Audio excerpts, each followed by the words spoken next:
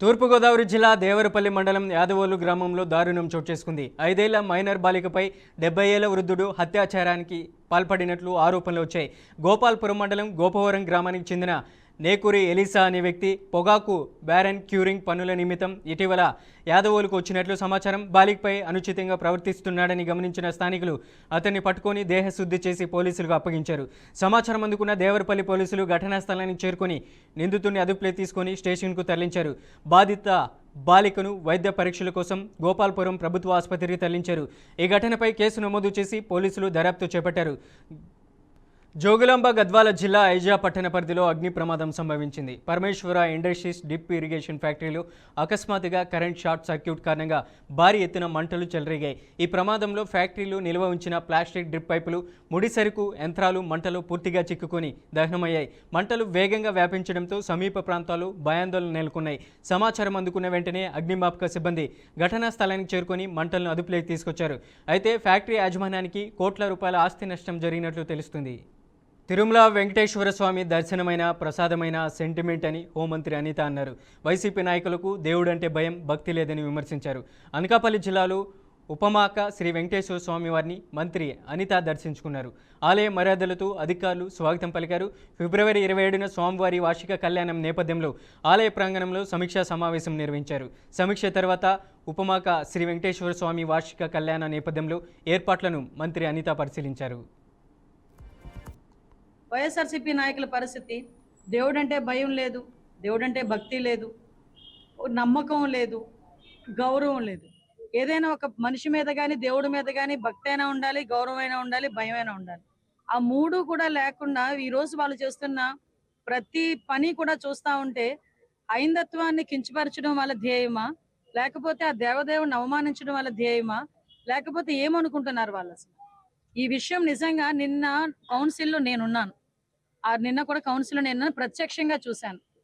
ఇప్పటి వరకు కూడా స్వతంత్ర భారతదేశంలో ఏ రోజు కూడా దేవుడికి సంబంధించిన పటాలు ఏ అసెంబ్లీలోని కానీ ఏ పార్లమెంట్లోని కానీ ఎప్పుడు కూడా కనీసం ఒక కరపత్రం మాదిరిగా ఎక్స్పోజ్ చేసిన పరిస్థితి కూడా ఎక్కడ కూడా కనిపించలే.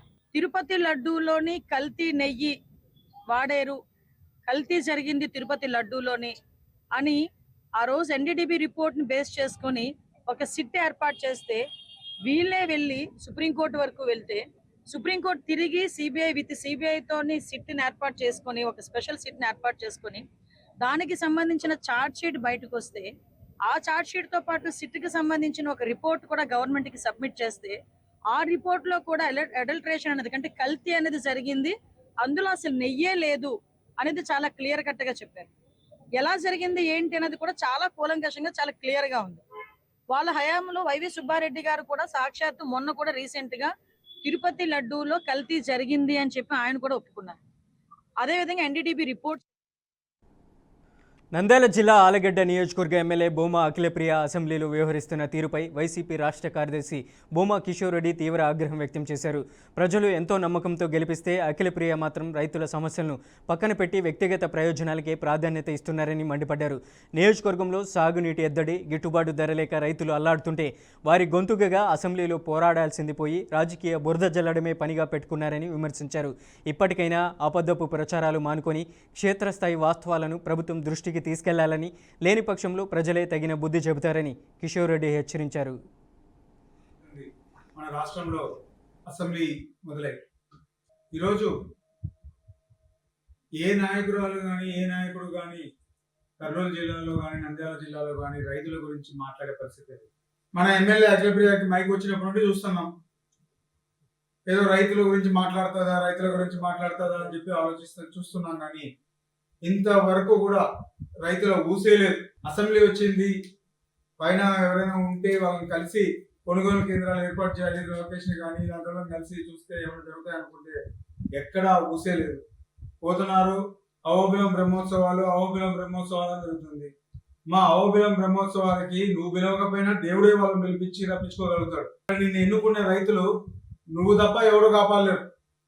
నిన్ను ఎన్నుకుంది ఊరికే నువ్వు ఆళ్ళగడ్డ రిప్రజెంట్ చేయడానికి కాదు, ఆళ్ళగడ్డ ప్రజల కష్టాలు రైతుల బాధలు తీర్చడానికి నేను ఎన్నుకున్నారు. ఏదో టైంపాస్ కి ఎమ్మెల్యే అయితే ఒక బండి గిండి అలవెన్సుల కోసం జీతాల కోసం కాదు మిమ్మల్ని ఎన్నుకుంది.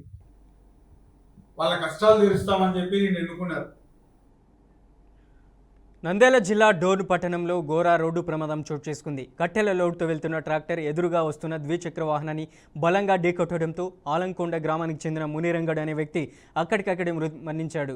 ఈ ప్రమాద దాటికి బైక్ పూర్తిగా నుజ్జునుజ్జు కాగా స్థానికులు అందించిన సమాచారంతో పోలీసులు ఘటనా స్థలానికి చేరుకొని వివరాలు సేకరించారు. ప్రస్తుతం ట్రాక్టర్ డ్రైవర్ పోలీసుల అదుపులో ఉన్నట్లు సమాచారం అందుతుంది. మృతదేహాన్ని పోస్టుమార్టం నిమిత్తం స్థానిక ప్రభుత్వ ఆసుపత్రికి తరలించగా ఈ ఘటనపై పోలీసులు కేసు నమోదు చేసి పూర్తి స్థాయిలో దర్యాప్తు చేపడుతున్నారు.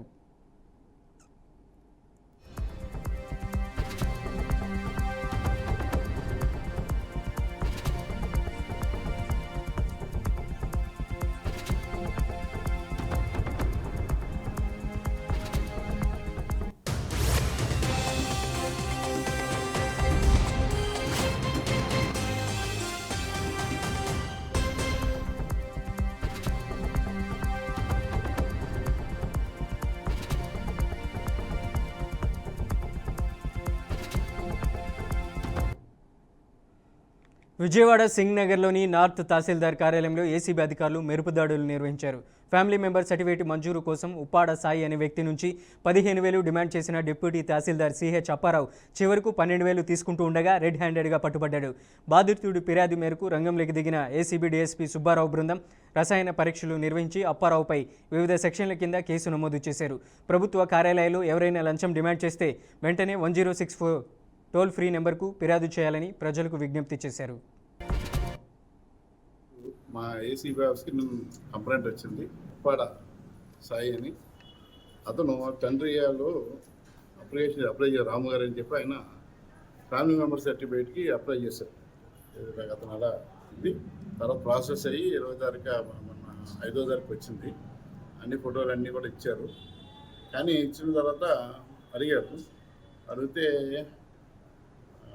దానికి లంచం ఖర్చు అవుతుంది 15,000 అని చెప్పి చెప్పడం జరిగింది. లంచం అడిగితే అతను ఆరోగ్యాన్ని కలిశారు. ఆరోగ్యాన్ని కలిసి అతను 15,000 తగ్గించమంటే మొత్తం 12,000కి ఇవ్వమని చెప్పారు. దాని మీద అతను ఈరోజు ఉదయం మా కంప్లైంట్ ఎవరుగా ఈరోజు మేము వచ్చాం అక్కడికి దాని మీద కంప్లైంట్ తీసుకున్నాం. తాడేపల్లిలో ఎమ్మెల్సీ మొండితోకాక అరుణ్ కుమార్ టీడీపీ ప్రభుత్వంపై తీవ్రస్థాయిలో ధ్వజమెత్తారు. రాష్ట్ర ప్రభుత్వం చేస్తున్న అప్పులపై ఏమాత్రం పారదర్శకత లేదని, ఇప్పటివరకు తెచ్చిన 3.17 వేల కోట్ల అప్పులు చివరి జోబుల్లోకి వెళ్తున్నాయని ఆయన ప్రశ్నించారు. అప్పుల విషయంలో అసెంబ్లీని తప్పుదోవ పట్టిస్తున్న టీడీపీ నేతలపై సభా ఉల్లంఘన నోటీసు ఇస్తామని హెచ్చరించారు. బడ్జెట్లో వాల్యూమ్ 6ను ఎందుకు ముద్రించలేదని ప్రశ్నిస్తూ మంత్రి పయావుల కేసు ఎఫ్ఆర్ఎంబి నిబంధనలను తుంగలో తొక్కారని మండిపడ్డారు. తెలుగుదేశం పార్టీ వాళ్ళకి బుద్ధి చెప్పండి, వాళ్ళ బుద్ధి మార్చండి. మీ పేరు చెప్పుకునే రాజకీయాలు పబ్బం కట్టుకుంటున్నారు, రాజకీయ లబ్ధి కోసం పాకులాడుతున్నారు. వాళ్ళకి బుద్ధి చెప్పండి అని చెప్పి సాక్షాత్తు వెంకటేశ్వర స్వామిని మేము వేడుకున్నాం, కోరుకున్నాం. వెంకటేశ్వర స్వామిని బొమ్మను మేము ప్రతి ఒక్కరూ కూడా జేబులో పెట్టుకుని తిరుగుతూ ఉంటాం. ఫోటో పెట్టుకుంటే మీరు దాన్ని అపచారం అని చెప్తున్నారు. మరి ఇదే చంద్రబాబు నాయుడు ఈ సాక్షాత్తు శాసనసభ శాసన మండలి శంకుస్థాపన రోజున అదే వెంకటేశ్వర స్వామి బొమ్మ పెట్టుకొని దానికి దండేసి బూట్లేసుకొని నడిచిన చంద్రబాబు నాయుడు అపచారం చేయలే. ఏదన్నా అపచారం చేశాడంటే చంద్రబాబు నాయుడే చేశాడు. ఇదే చంద్రబాబు నాయుడు ఆ స్వామి వల్ల నేను బతికాను, బ్లాస్ట్లో బతికాని చెప్పిన చంద్రబాబు నాయుడు అలిపిరి నుంచి కొండ మీదకి చెప్పులతో నడిచిన ఘనత ఎవరిదే? చంద్రబాబు నాయుడుది. స్వామివారిని పొద్దు కూకులో కూడా స్వామివారి ఖ్యాతిని, కీర్తిని, పవిత్రతను పాడు చేసింది ఎవరు? చంద్రబాబు నాయుడే. చంద్రబాబు నాయుడు వెంకటేశ్వర స్వామి గారి గురించి, స్వామివారి గురించి ఏం మాట్లాడాడు? కొడ్డు గోవు కలిసింది, పంది గోవు కలిసింది, చేప నెయ్యి కలిసింది, చేప కొవ్వు కలిసింది అనరాని మాటలు స్వామివారిని అన్నాడే. తెలుగుదేశం పార్టీ వాళ్ళకి బుద్ధి చెప్పండి, వాళ్ళ బుద్ధి మార్చండి. మీ పేరు చెప్పుకునే రాజకీయాలు పబ్బం కట్టుకుంటున్నారు. పాఠశాలలో విద్యార్థులతో పని చేపిస్తున్న ఘటన జనగామ పట్టణంలోని శాన్ మేరియా పాఠశాలలో చోటు చేసుకుంది. ఇదేంటి అని సదరు స్కూల్ పీఈటీ సార్ను ప్రశ్నించగా నిర్లక్ష్యంగా సమాధానం చెబుతున్నారు. పిల్లలతో పని చేయిస్తున్న పాఠశాలపై చర్యలు తీసుకోవాలని బీజేపీ నాయకులు నిరసన వ్యక్తం చేశారు. ఘటనా స్థలానికి చేరుకున్న పోలీసులు డైరెక్టర్ అలాగే పీఈటీ సార్ను పోలీస్ స్టేషన్కు తరలించారు. ఇక ఇలాంటి ఘటనలు పునరావృతం కాకుండా చర్యలు తీసుకోవాలని డిమాండ్ చేస్తున్నారు.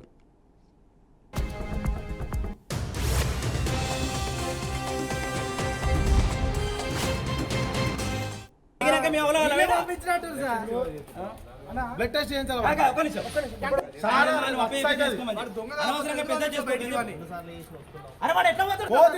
ఎట్లా పోతాడు అయింది వాడు ముఖం చూడు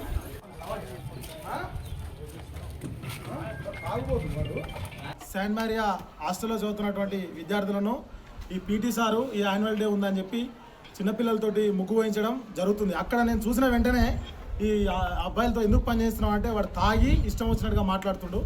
ఆ పిల్లలను చదువుకోవడం కోసం స్కూల్ పంపితే వాళ్ళతో చిన్నపిల్లలతో పని చేయించడం చాలా దారుణమైనటువంటి విషయము. దీనిపై ఎలాంటి రెస్పాండ్ లేదు యజమాని.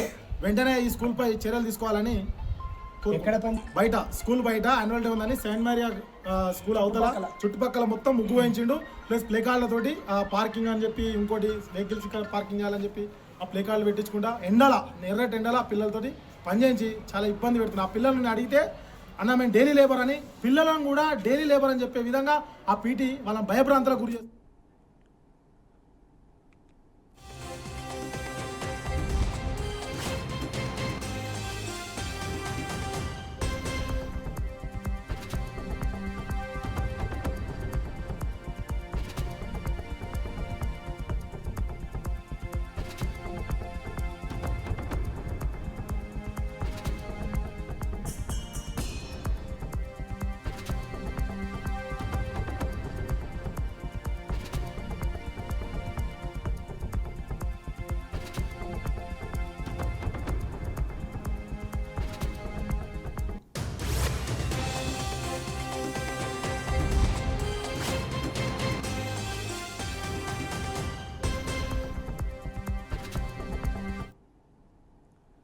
నాగర్ కర్నూలు జిల్లా కేంద్రంలోని ప్రభుత్వ ఆసుపత్రి ముందు ఉద్రిక్తత చోటు చేసుకుంది. కుమ్మెర జాతర ఘటనలో గాయపడిన చిన్నారి మృతి చెందింది. దీంతో చిన్నారి కుటుంబానికి న్యాయం చేయాలంటూ డీఎస్పీ నాయకులు ఇతర ప్రజా సంఘాల ఆధ్వర్యంలో రాస్తారోకో నిర్వహించారు. మృతి చెందిన చిన్నారి కుటుంబ సభ్యులను డీఎస్పీ వ్యవస్థాపకులు విశారాధన్ మహారాజు పరామర్శించారు. చిన్నారిపై దాడి చేసిన వారిపై కఠిన చర్యలు తీసుకొని వారిని రిమాండ్కు పంపించాలని డిమాండ్ చేశారు.